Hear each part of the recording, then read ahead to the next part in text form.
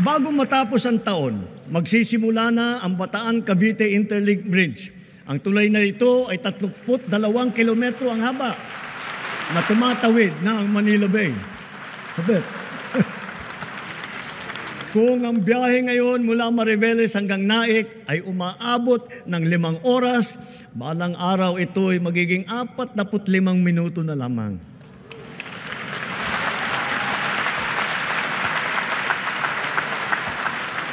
Ang mga riles ng PNR Bicol Line na sinira ng Bagyong Christine ay unti-unti nating pinatitibay at naayos na.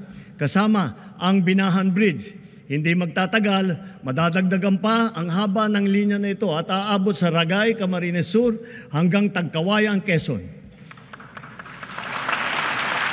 Magiging malaking tulong ito sa ating motoristang nagdadaan sa malubhang traffic mula Quezon hanggang sa Bicol. Sa 2026, inaasahang magbubukas na sa motorista ang bahagi ng extension ng SLEX mula Santa Tomas, Batangas hanggang Chaong, Quezon.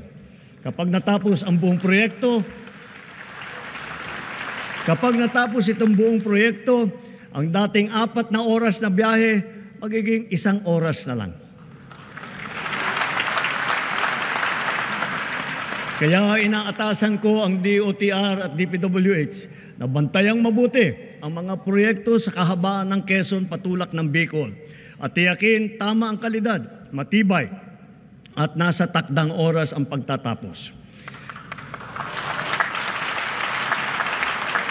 Ang Dalil-Sikiat Bridge na una sa 3 mahalagang tulay na ginagawa ngayon sa Tawi-Tawi, nabuksan na. Sa susunod na taon, ang tulay sa Malasa, Lupang Pula ay matatapos na rin. Higit sa lahat, kung may Luzon Spine Expressway Network Program, meron din naman tayong Mindanao Transport Connectivity Improvement Project.